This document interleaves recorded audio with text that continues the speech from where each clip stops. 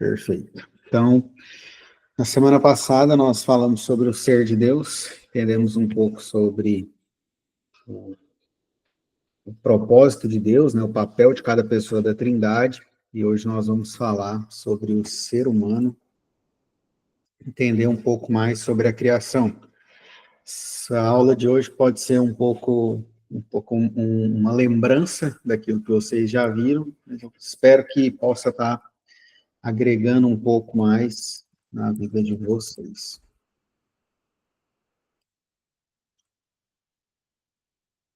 Então, a criação. Então,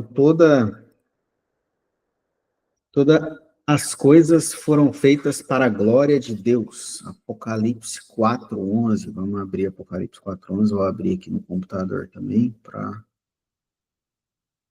a gente ler junto. Apocalipse 4:11. Semana passada a gente leu esse texto. Nós vamos ler de novo hoje.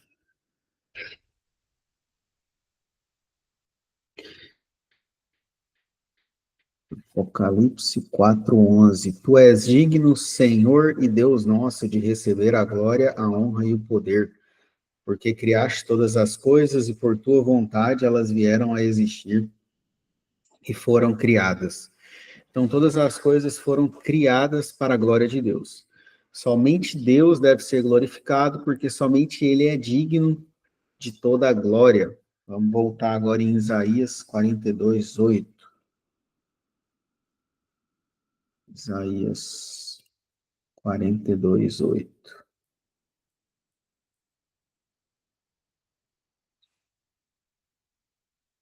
Eu sou o Senhor, este é o meu nome. Não darei a mais ninguém a minha glória, nem a minha honra às imagens de escultura.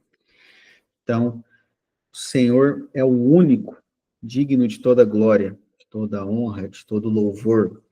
John MacArthur, ele explica muito bem sobre esse tema. Deus possui glória intrínseca em virtude de quem ele é. Não é glória dada a ele. Se o homem nunca tivesse sido criado e se os anjos não tivessem sido feitos, será que Deus ainda seria o Deus de glória? Certamente que sim. Se ninguém desse glória, honra ou louvor a ele, será que ainda seria o Deus glorioso que é? Sem dúvida. Essa é a glória intrínseca, é a glória da natureza de Deus. É a manifestação e a combinação de todos os seus atributos. Ele é quem é, o Deus da glória. Esse texto eu extraí do livro do John MacArthur, que é Chaves para o Crescimento Espiritual, está lá na página 11. Então, Deus, ele não precisa de nós, né? Ele não precisa do nosso louvor, da nossa adoração, ele não precisa que a gente dê glória a ele. E isso é fantástico, né? Tem irmãos que acham que Deus não faz algo ou Deus deixa de fazer alguma coisa porque ele não está glorificando a Deus. Não, né? Deus, ele faz as coisas para nós pela graça, a maravilhosa graça dele. Não é porque ele espera que a gente faça algo em troca, né? A gente o adora por tudo que ele já fez, tudo que Jesus fez na cruz por nós. Então, Deus, ele é esse Deus glorioso, independente do que a gente faça, independente, se nada, como o texto que eu li aqui falou, se nada tivesse sido criado, Deus continuaria sendo um Deus glorioso, porque ele tem glória nele mesmo. Então, entrando agora na criação, os seres humanos, eles foram criados para glorificar a Deus em um tríplice relacionamento espiritual. Então, os seres humanos, além de Deus ser esse Deus glorioso, ele cria o homem, né? Ele cria a humanidade para que glorifique a ele em três tipos de relacionamento.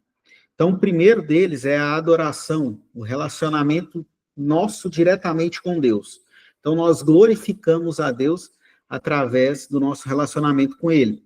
Vamos ler Gênesis 2, 1 e 2.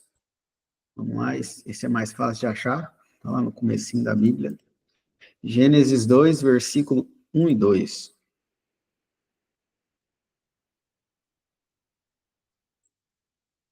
Vai dizer assim: assim, pois, foram acabados os céus e a terra e tudo que neles há. E havendo Deus terminado no sétimo dia a sua obra que tinha feito, descansou nesse dia e de toda a obra que tinha feito. Gênesis 2, 1 e 2. Agora Êxodo 28 e 4. Um livro à frente, Êxodo 28 e 4. Diz assim: lembre-se do dia de sábado para o santificar. 6 dias você trabalhará e fará toda a sua obra. Mas o sétimo dia é o sábado dedicado ao Senhor, seu Deus. Não faça nenhum trabalho nesse dia, nem você, nem o seu filho, nem a sua filha, nem o seu servo, nem a sua serva, nem o seu animal, e nem os estrangeiros das portas para dentro. Por que nós lemos esses dois textos? Esses dois textos vai falar de Deus tirar, né? Deus, ele descansa no sétimo dia, e ele precisava descansar? Não. Deus não precisava descansar, ele descansa para nos ensinar a descansar, para nos ensinar a tirar um dia a ele. E aí, em Êxodo 20, que é os 10 mandamentos, Deus vai falar: tire o dia de sábado. Mais adiante, nos nossos estudos aqui, nós vamos falar o porquê que nós adoramos no domingo, não adoramos mais no sábado. Mas o que eu quero dizer é: nós precisamos tirar um dia da nossa semana para a gente dedicar a Deus, para a gente adorar a Deus. Então, Deus, ele criou os seres humanos para adorar a ele. Logo após Deus criar o homem, no sétimo dia, no dia seguinte, isto é, o sétimo, a primeira tarefa do homem era descansar, ou seja, consagrar aquele dia em especial à adoração a Deus. Deus somente deve ser adorado, somente Deus deve ser adorado com todo o coração, alma e entendimento. Vamos agora lá em Mateus, para a gente entender aí essa adoração. Mateus 4:10.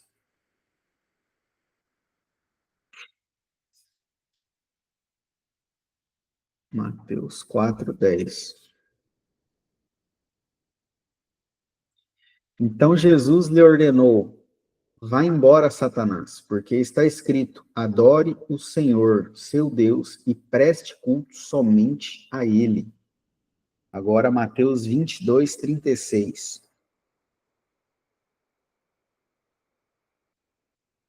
Mateus 22:36 ao 38. Mateus 22:36. Mestre, qual é o grande mandamento na lei? Jesus respondeu: ame o Senhor seu Deus de todo o seu coração, de toda a sua alma, de todo o seu entendimento. Este é o grande e primeiro mandamento. Então, com base nisso que eu falei, isso não quer dizer que nós devemos somente adorar a Deus no domingo ou no sábado. Nós devemos adorar a Deus todos os dias. Nós devemos nos relacionar com Deus todos os dias. Mas nós também devemos tirar um dia da semana para adorar a Deus. Seja o sábado, seja o domingo. Para aqueles que trabalham sábado e domingo, ele tire um dia da semana. Então, o importante é você dedicar um dia da semana para adorar a Deus. Para você cumprir com o seu papel, além de adorá-lo todos os dias. Aqui em Mateus 22, Jesus, ele unifica os 10 mandamentos em dois, que foi esse texto que a gente leu aí, de ame o Senhor seu Deus de todo o seu coração, de toda a sua alma, de todo o seu entendimento. Então, ele unifica os 4 primeiros mandamentos, que é não adorar outros deuses, não adorar imagens de escultura. Então, ele vai pegar os 4 primeiros mandamentos e unificar nesse, falando desse propósito que nós fomos criados. Nós fomos criados para se relacionar com Deus, para adorar a Deus. Então, essa é a primeiro nível, a primeira parte de relacionamento que o Senhor nos criou. A segunda é a comunhão, que é o relacionamento com o próximo. O versículo 39 que nós lemos, que nós vamos ler aqui, a gente leu até o 38 agora, de Mateus 22, no 39 vai dizer, e o segundo semelhante a este é, ame o seu próximo como você ama a si mesmo. Então, aqui nesse versículo, Jesus unifica os outros 6 mandamentos, que é não matarás, não roubarás, não adulterarás, não cobiçarás nada do seu próximo, honra teu pai e tua mãe. Então, tudo isso, se você ama o seu irmão como você ama a si mesmo, você não vai fazer isso com ele. Então, o que é interessante também é a nossa comunhão, o nosso relacionamento com o próximo, ele também é uma forma de adorar a Deus, também é uma forma de glorificar a Deus, porque nós fomos criados para nos relacionar com as pessoas, né? Vamos lá em Gênesis 2:18, também é um outro texto que vai falar sobre o relacionamento, que é quando Deus vai criar a mulher. Gênesis 2:18 vai dizer: o Senhor Deus disse ainda: não é bom que o homem esteja só. Farei para ele uma auxiliadora que seja semelhante a ele. Então, o nosso relacionamento com a nossa esposa, com outras pessoas, né, não só um relacionamento conjugal, mas o nosso relacionamento com o nosso próximo também é uma forma de adoração a Deus. A gente está glorificando a Deus quando a gente trata bem os nossos irmãos, quando a gente ajuda os nossos irmãos. Então, isso também faz parte desse relacionamento, dessa glorificação a Deus. E, por fim, o terceiro nível aí de relacionamento é o nosso relacionamento com a criação, é o nosso serviço, aquilo que nós desempenhamos, né, o nosso trabalho. Ainda em Gênesis, voltando agora em Gênesis 1:28, vai dizer assim, Gênesis 1:28. E Deus os abençoou e lhes disse: sejam fecundos, multipliquem-se, encham a terra e sujeitem-na. Tenham domínio sobre os peixes do mar, sobre as aves dos céus e sobre todo animal que rasteja pela terra. Então, os seres humanos, eles foram criados para trabalhar em todas as áreas da criação. Nesta ordem, nós vemos a imensa responsabilidade que o homem tem em relação a este mundo. Cabe a ele ser o administrador de todos os bens que Deus lhes confiou. O trabalho se encaixa nisso como um dom de suprema importância.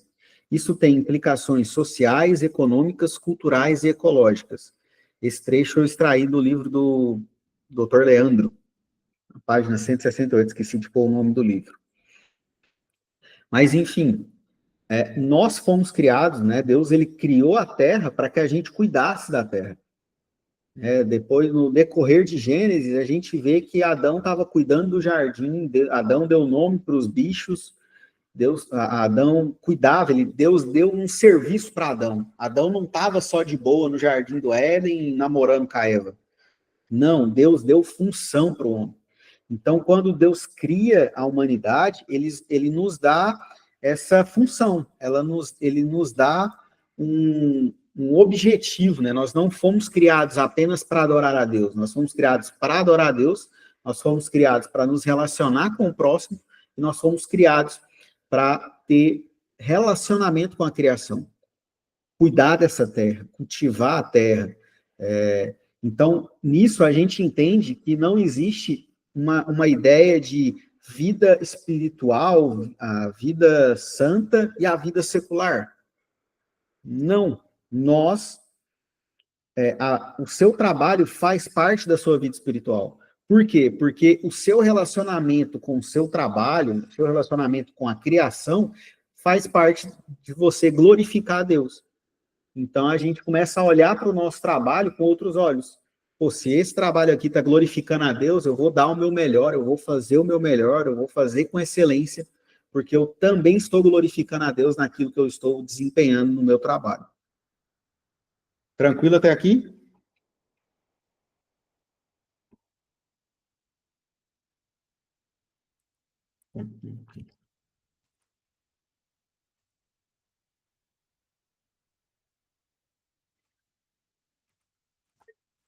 Vamos lá.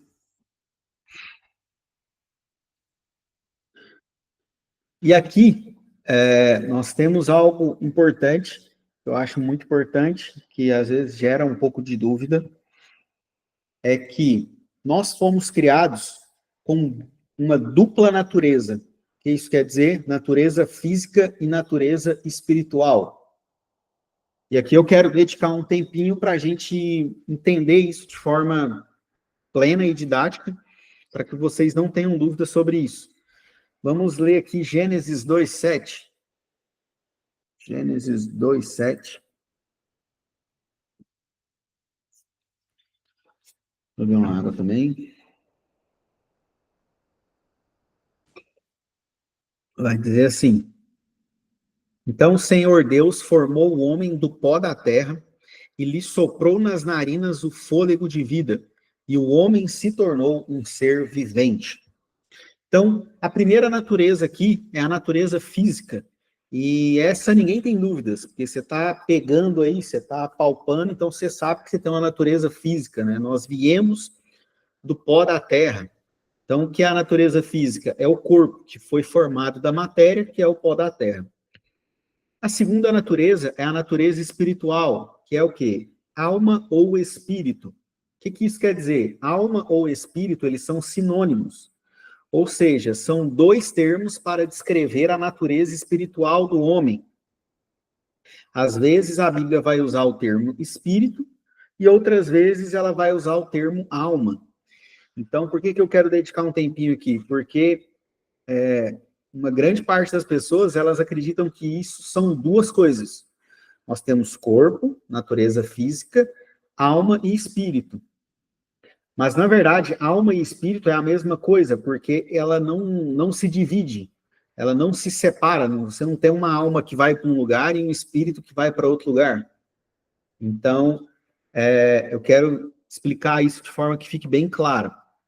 Então, como eu falei aqui, como está aqui na apostila, esses dois termos são sinônimos. Eles querem dizer a mesma coisa, que é o que? A nossa natureza espiritual. Vamos abrir Eclesiastes 12:7. Eclesiastes 12:7. Logo depois de Salmos, Provérbios, Eclesiastes.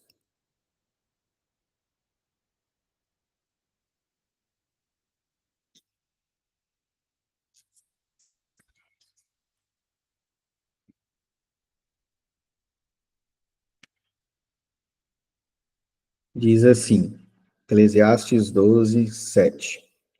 E o pó volte à terra de onde veio, e o espírito volte a Deus que o deu. Agora vamos lá em Atos 7:59. Atos 7:59.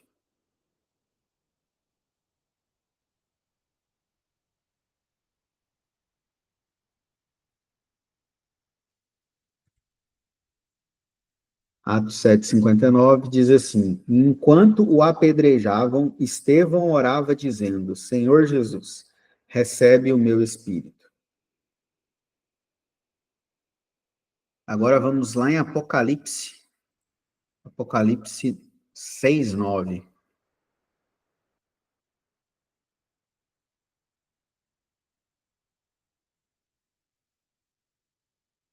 Apocalipse 6, versículo 9.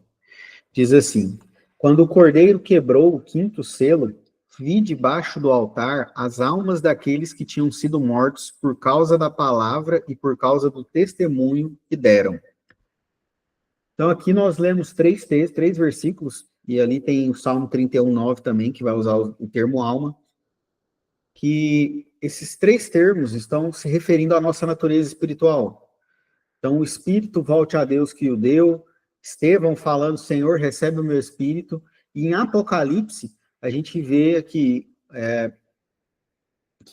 debaixo do altar de Deus estão as almas dos mártires, das pessoas que foram mortas por causa do evangelho, eles estão clamando para que Deus vingue o sangue deles. Então, se se o espírito volta para Deus e a alma dos santos estão embaixo do altar, é sinal que é a mesma coisa. E aí, para ficar mais didático, né, para a gente ver o próprio Jesus, ele usando os dois termos para dizer a mesma coisa. Vamos abrir João 12 agora, que aí em João 12 a gente tem o próprio Cristo usando os dois termos para falar, para mostrar a mesma coisa, mesma ação. João 12, versículo 27. João 12, 27.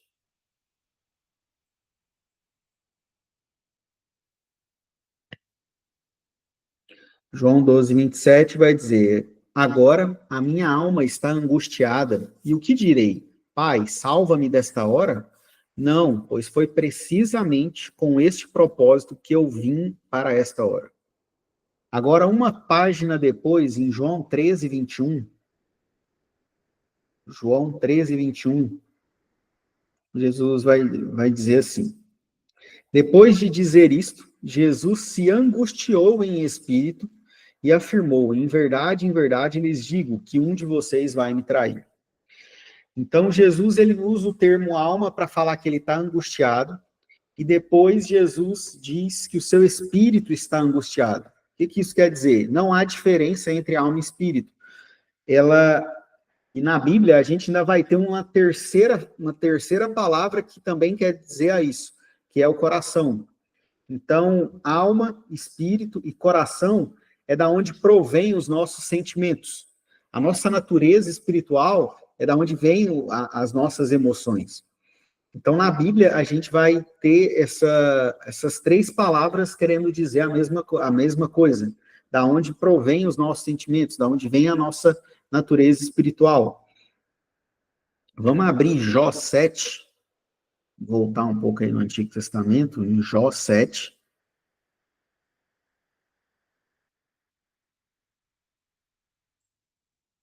Jó 7, 11.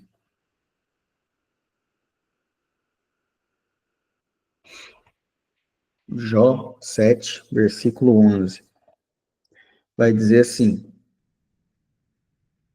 Lembra-te, ó Deus, de que a minha vida é um... Peraí, eu tô lendo errado. É o Jó 7, 11, estava lendo 7. Por isso, não reprimirei a minha boca, na angústia do meu espírito falarei, na amargura da minha alma eu me queixarei. Então aqui o Jó também falando alma e espírito, falando sobre a angústia, sobre a amargura, então sobre a tristeza, falando dos sentimentos dele. Agora vamos no Salmos 143, que esse aqui a gente vai ver nesse salmo os três termos sendo usados para a mesma coisa. Salmos 143.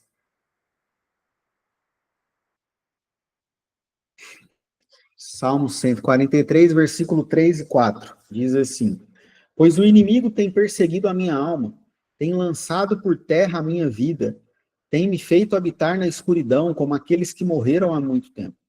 Por isso, dentro de mim, esmorrece o meu espírito e o coração está aflito. Versículo 6. A ti levanto as mãos, a minha alma anseia por ti como terra sedenta. Versículo 8. Faze-me ouvir pela manhã da tua graça, pois em ti confio. Mostra-me o caminho por onde devo andar, porque a ti elevo a minha alma. E agora o 11. Vivifica-me, Senhor, por amor do teu nome, por amor da tua justiça, tira a minha alma da angústia, e por tua misericórdia, acaba com os meus inimigos e destrói todos os meus adversários, pois eu sou o teu servo. Então, aqui nesse salmo, o salmista, ele traz as três referências que eu falei. Então, ele vai falar que o coração está aflito, está angustiado, que ele eleva a alma dele ao Senhor, que o espírito dele está esmurrecendo nele, porque ele está chateado, ele está sendo perseguido, os inimigos estão, né, vencendo ele.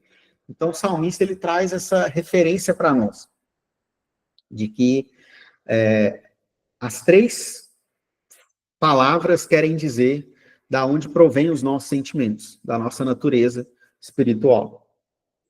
E aí você pode falar para mim assim, mas pastor, tem um outro texto que o pessoal usa para falar que divide, sim. Deixa eu só lembrar aqui que texto que é que eu esqueci de pôr no slide.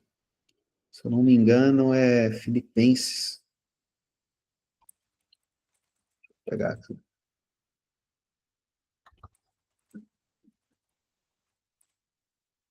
É Hebreus 4:12. Deixa eu ver se é isso mesmo. Hebreus 4. Isso, é esse texto mesmo.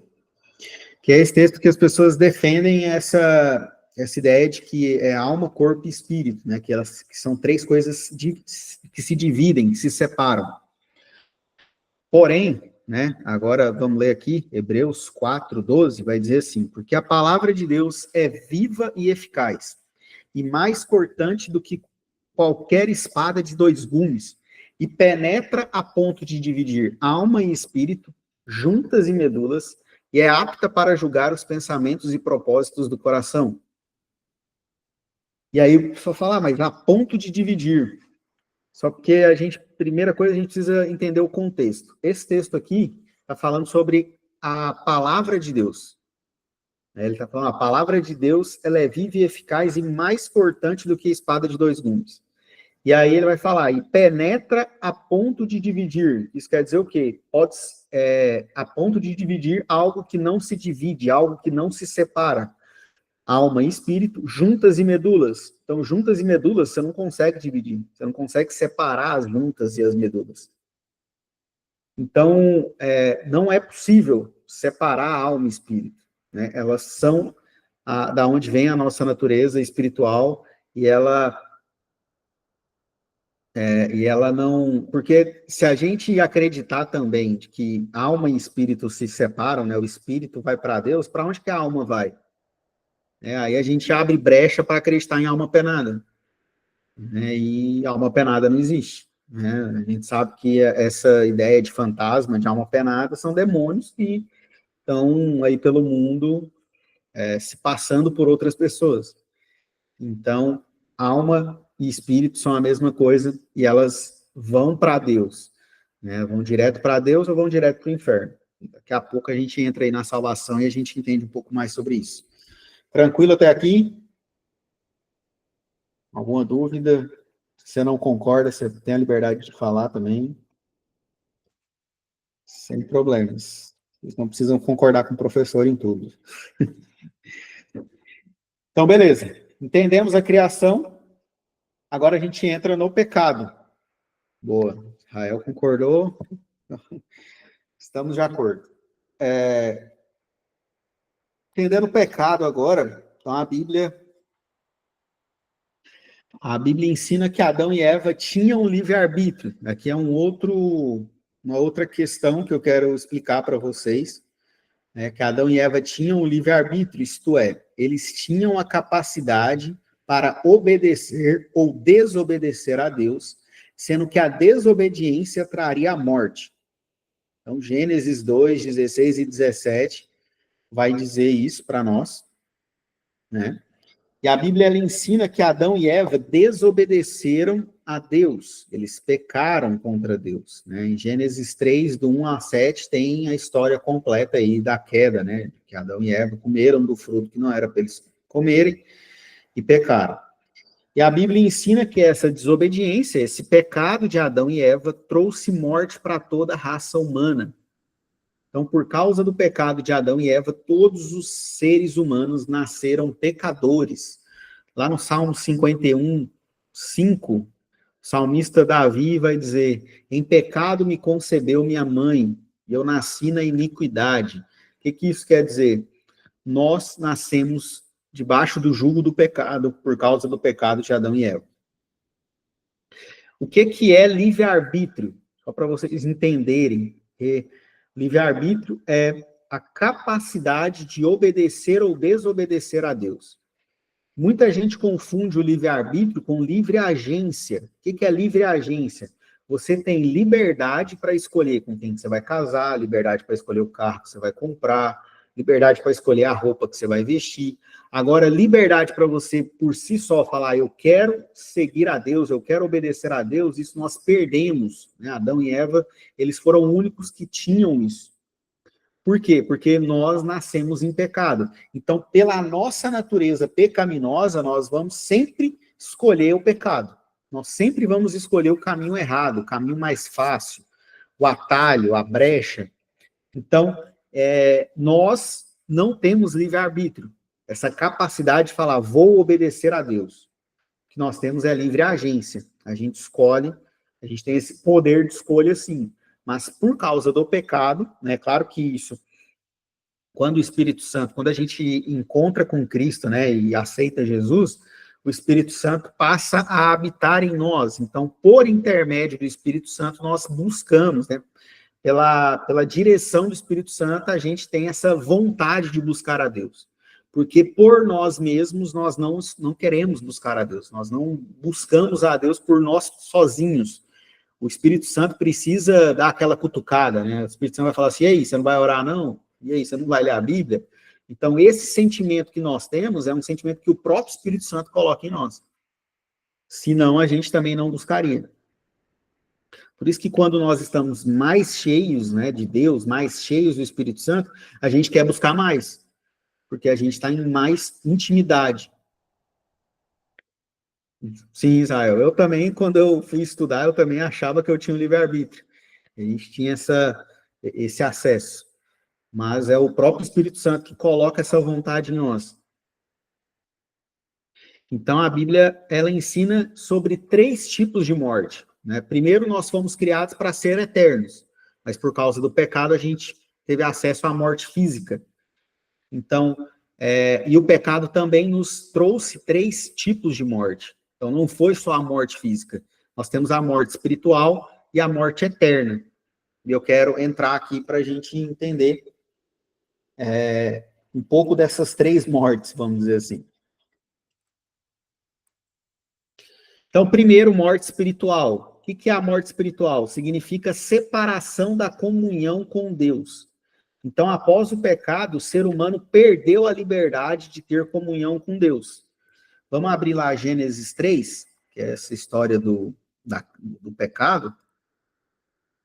Gênesis 3, a partir do verso 6.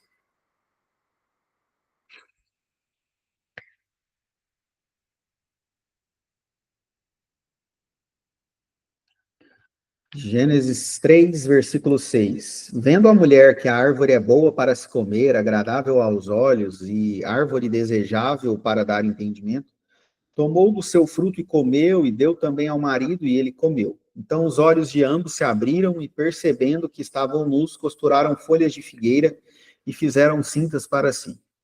Ao ouvirem a voz do Senhor, que andava no jardim, quando soprava o vento suave da tarde, o homem e a mulher se esconderam da presença do Senhor Deus, entre as árvores do jardim. E o Senhor Deus chamou o homem e lhe perguntou, onde você está? E ele respondeu, ouvi a sua voz no jardim, porque estava nu, tive medo e me escondi. Deus perguntou, quem lhe disse que você estava nu? Você comeu da árvore da qual ordenei que não comesse? Então o homem disse, a mulher que me deste para estar comigo, ela me deu da árvore e eu comi. Até aqui, até o 12. Então, o que acontecia no Éden? Todo dia, na viração do dia, isso é, no pôr do sol, Deus vinha ter com o homem. Então, a partir do pecado, nós perdemos esse acesso a Deus. Nós não temos mais essa comunhão. Essa comunhão ela foi rompida, porque Deus não vem mais na viração do dia ter conosco. Então, essa morte espiritual significa que todos os seres humanos são incapazes de buscar o verdadeiro Deus. Isso é, perderam o livre-arbítrio. Para comprovar isso, vamos em João 8. João 8, versículo 34.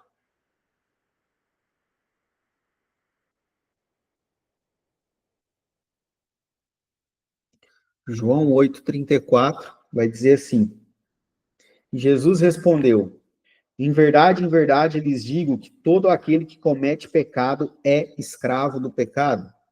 Agora o versículo 42. Jesus disse: se Deus fosse de fato o pai de vocês, certamente me amariam, porque eu vim de Deus e estou aqui, pois não vim de mim mesmo, mas ele me enviou. Porque vocês não compreendem a minha linguagem? É porque vocês são incapazes de ouvir a minha palavra. Vocês são do diabo, que é o pai de vocês, e querem satisfazer os desejos dele. Ele foi assassino desde o princípio e jamais se firmou na verdade, porque nele não há verdade. Quando ele profere mentira, fala do que lhe é próprio, porque é mentiroso e pai da mentira. Agora, João 6. Vamos lá em João 6. Já está em João 8, né? João 8, versículo 6, 44. João 6, 44. Ninguém pode vir a mim se o Pai que me enviou não o trouxer, e eu o ressuscitarei no último dia. Olha aqui, vou ler de novo. Ninguém pode vir a mim se o Pai que me enviou não o trouxer. Então, nós não buscamos a Deus por vontade própria. É por causa de Deus, né? Por causa do próprio Espírito Santo que a gente chega a Deus. E o versículo 65 agora, deixa eu ver aqui. E prosseguiu: por causa disto é que falei para vocês que ninguém poderá vir a mim se não lhe for concedido pelo Pai. Então, aqui a gente tem esses textos aqui de João, o próprio Jesus falando isso. Agora vamos ver o que Paulo diz lá em Romanos 3. Romanos 3, 10 a 12.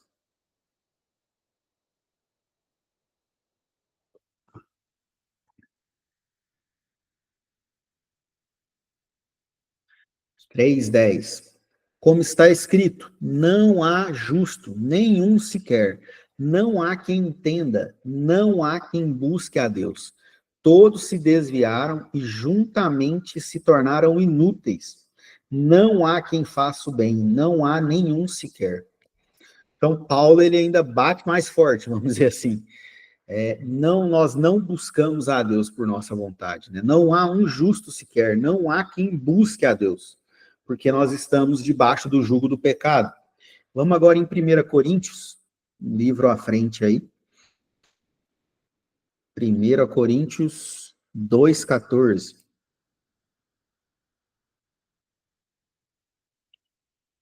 Ora, a pessoa natural não aceita as coisas do Espírito de Deus, porque lhes são loucura, e ele não pode entendê-las, porque elas se discernem espiritualmente. E agora, por fim, Efésios 2, um pouquinho mais para frente. Efésios 2, 1. Efésios 2, do 1 ao 3. Ele lhes deu vida quando vocês estavam mortos em suas transgressões e pecados, nos quais vocês andaram noutro tempo, segundo o curso deste mundo, segundo o príncipe da potestade do ar, do espírito que agora atua nos filhos da desobediência. Entre eles, também nós todos andamos no passado, segundo as inclinações da nossa carne, fazendo a vontade da carne e dos pensamentos. E éramos, por natureza, filhos da ira, como também os demais. Então, a gente perdeu esse acesso que a gente tinha a Deus. Então, a gente não busca a Deus por nossa vontade própria, né? Por nossa vontade própria, nós estamos inclinados ao pecado, inclinados às coisas desse mundo. Então, graças ao Espírito Santo, que ele coloca essa vontade da gente buscar o Senhor, porque nós perdemos aí esse livre-arbítrio, essa capacidade de escolher buscar a Deus ou não. E a morte espiritual, ela corrompeu aquele tríplice relacionamento que nós fomos criados para a glória de Deus, lá na criação. Então, ela corrompeu o nosso relacionamento com Deus. Por causa do pecado, os seres humanos passaram a adorar a criatura ao invés do Criador. Vamos ler Romanos 1, 21, voltar em Romanos 1, 21, Ele vai falar sobre isso para a gente. Romanos 1, 21 ao 25. Porque tendo conhecimento de Deus, não o glorificaram como Deus, nem lhe deram graças. Pelo contrário, se tornaram nulos em seus próprios raciocínios. E o coração insensato deles se obscureceu. 21 e 25. 25 diz, eles trocaram a verdade de Deus pela mentira, adorando e servindo a criatura em lugar do Criador, o qual é bendito para sempre. Amém. Então, hoje a gente sabe o quanto o pecado corrompeu o relacionamento com Deus.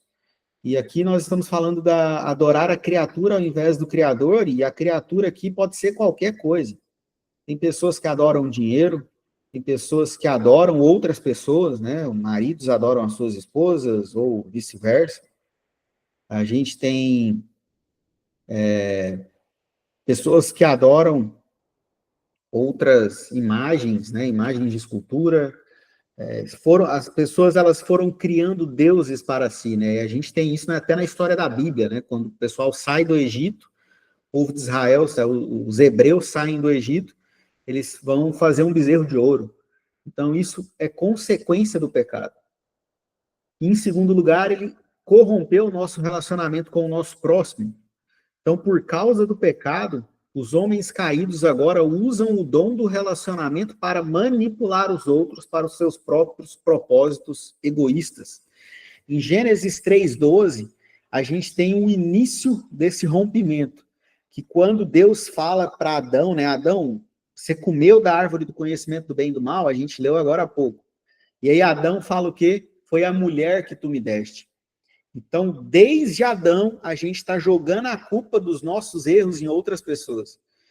Então, desde Adão, a gente culpa a mulher, desde Adão, a gente quer tirar o nosso da reta para colocar em outras pessoas, para pisar em outras pessoas, como está escrito aqui. A gente começou a manipular as pessoas. Então, corrompeu, né? Foi corrompida esse relacionamento com o nosso semelhante, por causa do pecado. E ainda corrompeu o nosso relacionamento com a criação. Então, o pecado ele afetou toda a criação e, em especial, as vocações, o nosso trabalho. Por causa do pecado, o ser humano, na maioria das vezes, não está satisfeito com o seu trabalho e passa a pensar na aposentadoria como um meio de salvação ou libertação. Vamos lá voltar em Gênesis 3, para a gente ver aí próprio Deus falando das consequências do pecado. Gênesis 3:17.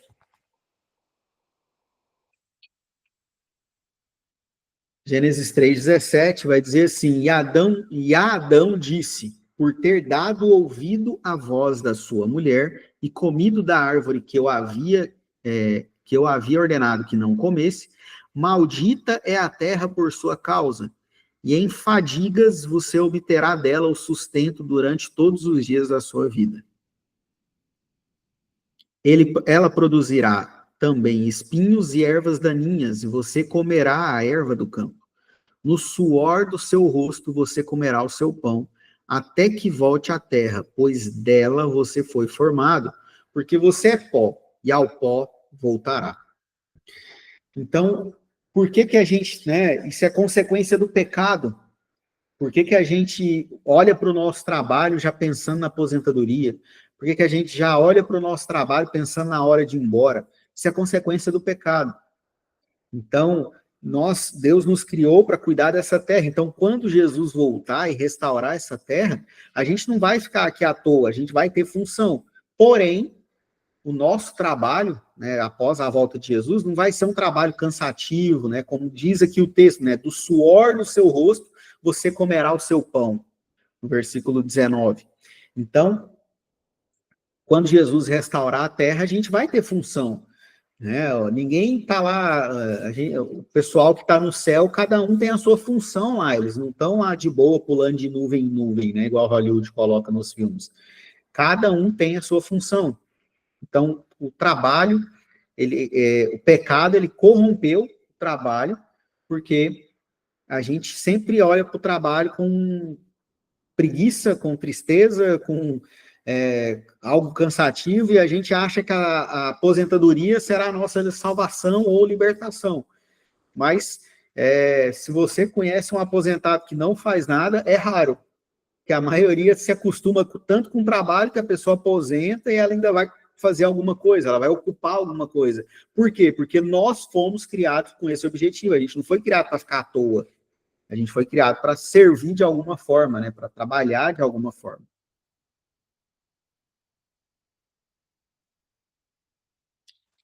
Essa morte física agora, a morte física, né? Essa morte, né? Essa morte física. Essa morte, ela é a que a gente está mais tranquilo com ela, né? A gente sabe que todo dia, todo mundo um dia vai morrer. Então, que também é consequência do pecado, né? A morte física significa essa separação temporária entre corpo e o espírito. Por que temporária? Porque quando a gente chegar na aula da volta de Cristo, o nosso corpo, ele foi sepultado, mas quando Jesus voltar, todos os mortos ressuscitarão. Então, se depois, quando Jesus voltar aqui, todos os corpos ressuscitarão e encontraremos com o Senhor nos ares, né, o que está lá em Tessalonicenses, isso quer dizer que por isso que é uma separação temporária do corpo e do espírito.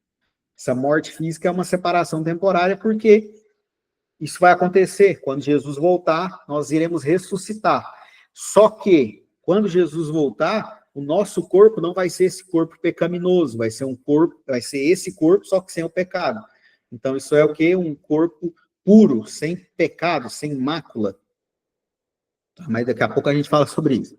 Mas então, a morte física, né, essa segunda morte que é consequência do pecado, é essa separação que diz aí, que a gente até leu aqui em Gênesis 3:19, no final do versículo, que Deus fala para Adão, né? Porque você é pó e ao pó voltará. Então, consequência do pecado. Lá na Confissão de Fé de Westminster, no capítulo 32, no inciso 1º, diz assim: os corpos dos homens, depois da morte, convertem-se em pó e vem a corrupção, mas as suas almas, que nem morrem e nem dormem, tendo uma substância imortal, voltam imediatamente para Deus que as deu. As almas dos justos, sendo então aperfeiçoadas na santidade, são recebidas no mais alto dos céus, onde veem a face de Deus em luz e glória, esperando a plena redenção dos seus corpos. E as almas dos ímpios são lançadas no inferno, onde ficarão em tormento e em trevas espessas, reservadas para o juízo do grande dia final. Além desses dois lugares destinados às almas separadas de seus respectivos corpos, as Escrituras não reconhecem nenhum outro lugar. O que esse texto da Confissão de Fé de Westminster nos ensina? Que, por exemplo, o Testemunho de Jeová, eles acreditam que a alma deles, o espírito deles, está dormindo até Jesus voltar. Porém, se a gente olha biblicamente, a gente já vê que isso não acontece, a gente não está dormindo, né? A nossa alma, o nosso espírito, ele não está dormindo esperando Jesus voltar. Ele está no céu com Deus, ou ele está no inferno.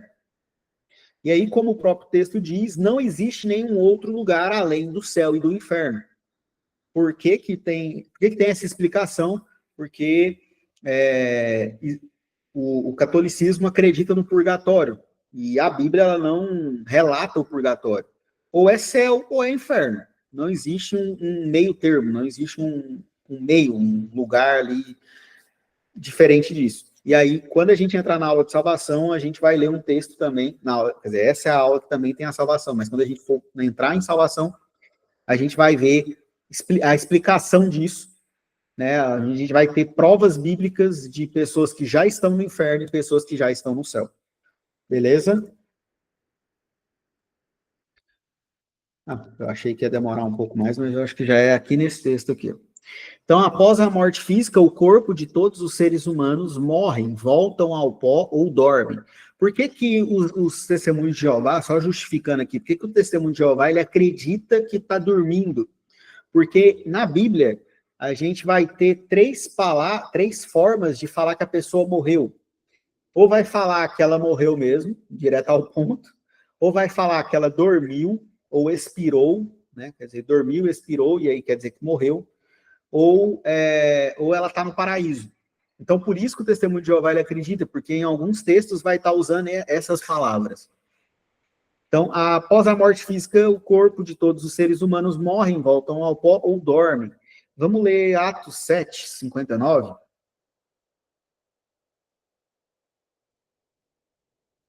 Atos 7, 59 e 60. Então,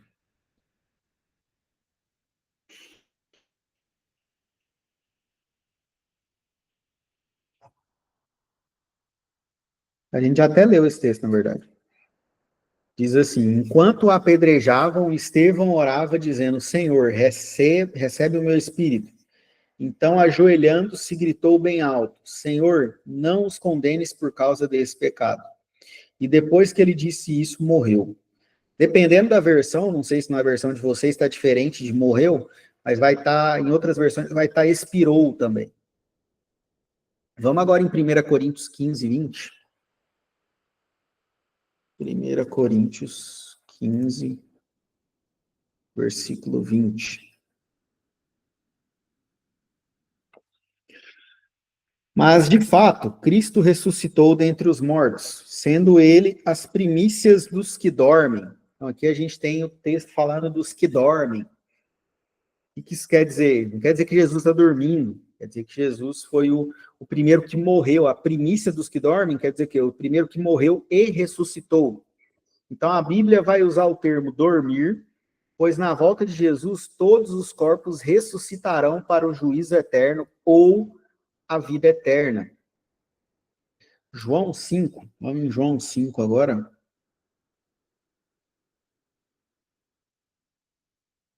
João 5, 27. Lhes deu autoridade para julgar, porque é o Filho do Homem. Não fiquem maravilhados com isso, porque vem a hora em que todos os que se acham nos túmulos ouvirão a voz dele e sairão. Os que tiverem feito bem para a ressurreição da vida, e os que tiverem praticado mal para a ressurreição do juízo. Então, aqui, esse texto afirma isso que eu acabei de falar. Após a morte física, a alma ou o espírito de todos aqueles que foram salvos pela graça de Deus vão para o céu. Apocalipse 6, no versículo 8 que a gente leu, e aí aqui está o 9 e o 10, a gente falou da alma dos que estão debaixo do trono de Deus, né, dos mártires, das pessoas que morreram e estão embaixo do trono de Deus. Então, isso quer dizer o quê? Eles não estão dormindo, eles estão lá clamando a Deus para que vingue a morte deles, para que vingue o sangue deles que foi derramado. A Bíblia, ela usa diversos nomes para ensinar sobre o céu. Eu não vou ler aqui, vou deixar de tarefa para casa para vocês lerem aí, mas Lucas 16, 22, vai estar escrito o seio de Abraão. Já em Lucas 23, 43, vai estar escrito paraíso. E lá em 2 Coríntios 12, versículo 2 e 4, Paulo vai dizer que ele foi ao terceiro céu, ele foi ao paraíso. Todos os salvos estão no céu, eles estão aguardando a ressurreição e a glorificação do corpo que se dará na volta de Cristo, e assim viverão eternamente no novo céu e na nova terra. E aqui tem os textos também que falam sobre isso. Após a morte física, a alma ou o espírito de todos aqueles que não foram salvos vão para o inferno em sofrimento, aguardando o juízo. Vamos abrir Lucas 16, que aí Lucas 16 ele vai falar tanto do paraíso quanto também do inferno. Lucas 16, versículo 22.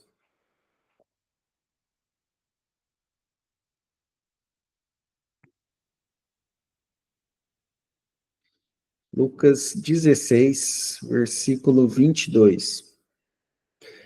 E aconteceu que o mendigo morreu e foi levado pelos anjos para junto de Abraão. Morreu também o rico e foi sepultado. No inferno, estando em tormentos, o rico levantou os olhos e viu ao longe Abraão e Lázaro junto dele. Então, gritando, disse: Pai Abraão, tem misericórdia de mim, e mande que Lázaro molhe a ponta do dedo em água e me refresque a língua, porque estou atormentado neste fogo. Mas Abraão disse: Filho, lembre-se que você recebeu os seus bens durante a vida, enquanto Lázaro só teve males. Agora, porém, ele está consolado aqui enquanto você está em tormentos. E além de tudo, há um grande abismo entre nós e vocês, de modo que os que querem passar daqui até vocês não podem, nem os de lá passar para cá. Olha que tormento que vai ser o inferno, que é o inferno. Né? No inferno, a pessoa que está no inferno, ela está vendo quem está no céu. Então, aqui a gente tem a prova. Ou está no céu, ou está no inferno. Não tem meio termo, não tem terceira via. Ou é céu, ou é inferno. Então, tanto os anjos desobedientes quanto os seres humanos não salvos, quando morrem, estão no inferno, aguardando o juízo eterno. E aqui em João 5, 27 a 29, vai falar também sobre isso, de que os anjos caídos também estão no inferno. E, por fim, a gente tem a morte eterna. Então, falamos da morte espiritual, a morte física e a morte eterna. Significa, a morte eterna significa essa separação eterna da comunhão com Deus. Então, após a volta de Jesus, todas as pessoas que não creram nele como Salvador serão lançados para dentro do lago de fogo e enxofre. Isso é o juízo eterno. Então, a gente tem Apocalipse 20, Mateus 10, 28, então tem muito pastor que dá muita ênfase no inferno, né? Então a gente já sabe muito bem como que é o inferno, como que vai ser esse juízo eterno. Então, que é o quê? Que é o justo juízo de Deus. A Bíblia ensina que por causa do pecado, todos os seres humanos são merecedores do justo juízo de Deus. Isso está escrito em Romanos 2,5. Então, nós merecemos o inferno. Ninguém vai para o inferno sendo injustiçado. Deus não está sendo justo. Pelo contrário, ele está sendo justo sim quando ele manda para o inferno. Quando a gente vai para o céu, quando nós somos salvos, é somente pela graça de Deus. Não é porque Deus está sendo justo com a gente, porque a gente é bonzinho. Não, a gente não é bonzinho, a gente é ruim. A gente é pecador. Então a gente só vai para o céu pela graça de Deus mesmo.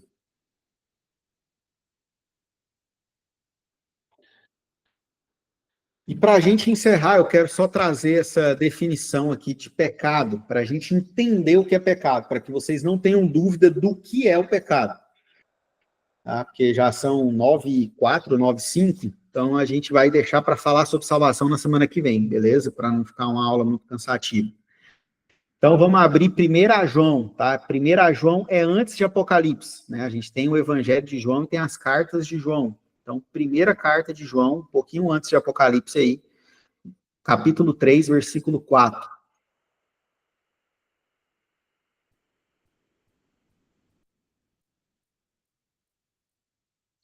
Primeira João 3, versículo 4. Pouquinho antes de Apocalipse.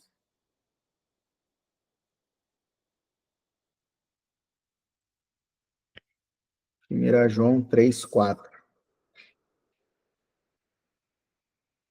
Vai dizer assim: todo aquele que pratica o pecado também transgride a lei, porque o pecado é a transgressão da lei. Então, o que é pecado? Né? O que é transgredir a lei? Então, pecado é fazer qualquer coisa que a lei de Deus diz para não fazer. Primeiro ponto, né? Então, qual que é a primeira forma de pecado? É tudo aquilo que a Bíblia diz para a gente não fazer, a gente faz. O que é? Não ter outros deuses, não matar, não roubar, não adulterar, não cobiçar nada do seu próximo. Então, tudo que a Bíblia fala não para a gente e a gente faz, é pecado. Porém, também é pecado deixar de fazer qualquer coisa que a lei de Deus manda a gente fazer. A lei de Deus manda a gente perdoar, a gente ser bondoso, a gente ser dizimista, a gente ser honesto, a gente ser respeitoso. Então, quando a Bíblia fala para a gente fazer e a gente também não faz, também é pecado. E também é pecado fazer qualquer coisa que não seja para a glória de Deus. 1 Coríntios 10, 31. Vamos abrir aqui. 1 Coríntios 10, versículo 31. Vai dizer assim: portanto, se vocês comem ou bebem, ou fazem qualquer outra coisa, façam tudo para a glória de Deus. Então, Deus, ele olha não apenas os nossos atos, mas ele avalia o nosso coração. Então, portanto, mesmo quando a gente faz algum ato bom, se a gente não está fazendo para a glória de Deus, a gente também está pecando. Por exemplo, ajudar uma pessoa, trabalhar honestamente, cantar na igreja, aconselhar e etc. Se a gente faz isso para ter aplauso, se a gente faz isso para a gente ser reconhecido de alguma forma, isso também é pecado. Então, a Bíblia ela vai dizer que, por causa do pecado, até a nossa justiça é considerada como trapo de imundície. Lá em Isaías 64, 6, vai dizer isso, que a nossa justiça é considerada um trapo de imundície. Vocês sabem o que é trapo de imundície? Que Isaías está dizendo aqui? Não? Então, vou explicar para vocês. Lá na época de Isaías, o trapo de imundícia era um retalho de pano, um resto de pano ali, que aquele pedaço de pano não servia para nada, e a mulher usava aquilo ali como um absorvente. Então, para a gente entender o que Isaías está comparando, está falando para a gente assim, a nossa justiça, ela é tão corrompida pelo pecado, que ela é igual a um absorvente usado. É isso que é o trapo de imundícia. É um pano que não serve para nada, que, tipo assim, é lixo. Depois que tá, né, a mulher usou como um absorvente, aquilo ali é lixo, não tem mais o que fazer com aquilo ali. Por quê? Porque a nossa justiça ela é tão corrompida que a gente sempre vai ser tendencioso para algum lado. A gente nunca é justo de forma plena. Então, nós precisamos fazer todas as coisas para a glória de Deus. Então, se você serve no Legendários, como aqui está só os Legendários hoje, você tem que servir não para ser aplaudido, você não tem que servir para ganhar um pet, você não tem que servir para nada, a não ser para a glória de Deus, para você ser participante da mudança na vida daqueles homens. Então, se a gente faz qualquer coisa, se no nosso trabalho, que o próprio texto aqui de Coríntios diz, né? Se vocês comem ou bebem, façam tudo para a glória de Deus. Então, legal, eu vou fazer um serviço bem feito para, quem sabe, eu ser promovido.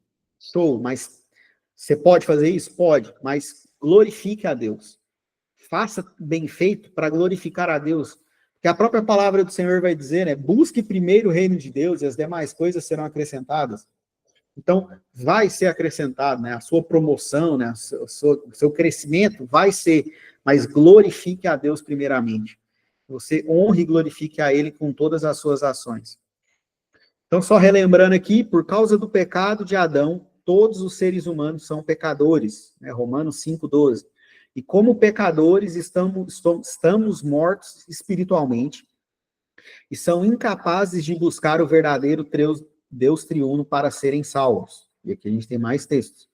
Portanto, somente Deus, de forma soberana e graciosa, pode promover a salvação, que é o que nós vamos falar na semana que vem, no nosso próximo estudo.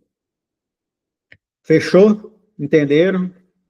Não querem me agredir, eu te falei um monte de coisa aqui que às vezes vocês pensavam o contrário. Ficou claro, Israel, que a gente não tem o livre-arbítrio? Quero que vocês saiam daqui com dúvida, hein? Show. Então é isso. Boa, perfeito. Anderson, tranquilo aí? Vamos orar para encerrar. Obrigado, Jesus, por esse estudo. Obrigado, Pai, porque o Senhor nos salvou. Hoje entendemos o porquê o Senhor nos criou e entendemos o quanto o pecado nos prejudicou. E na semana que vem a gente vai entender, Pai, um pouco mais da sua salvação, um pouco mais daquilo que o Senhor fez na cruz por nós e por toda a transformação que o Teu Espírito tem gerado em nós. Pai, que nós não venhamos cair em pecado, que nós não venhamos errar e fazer as coisas para mérito próprio, mas que tudo que nós fizermos, Pai, seja para a Tua honra e para a Tua glória. Abençoa cada um que está aqui, que o Senhor abençoe a casa de cada um, seja agindo com provisão, que o Senhor esteja derramando bênçãos sem medida sobre os meus irmãos, e que o Senhor esteja, Pai, abrindo a nossa mente, o nosso coração, para que a gente compreenda a Tua palavra e possa ser fiel a ela cada vez mais. Guarda, Pai, as nossas vidas, que essa noite seja uma noite de descanso e que os próximos dias sejam dias extraordinários na Sua presença, Pai. É o que eu te peço em nome de Jesus. Amém.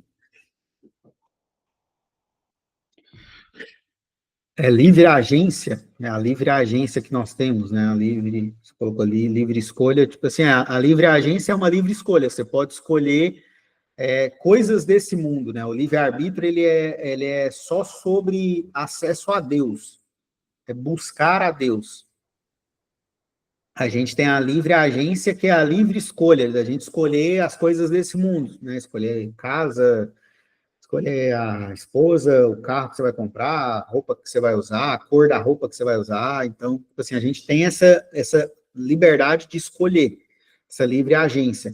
Agora, a capacidade de buscar a Deus, a gente perdeu com Adão e Eva. Essa liberdade para falar, eu quero escolher a Deus ou não. Isso a gente perdeu. A gente só consegue fazer isso porque o Espírito Santo que está em nós faz a gente ter essa vontade.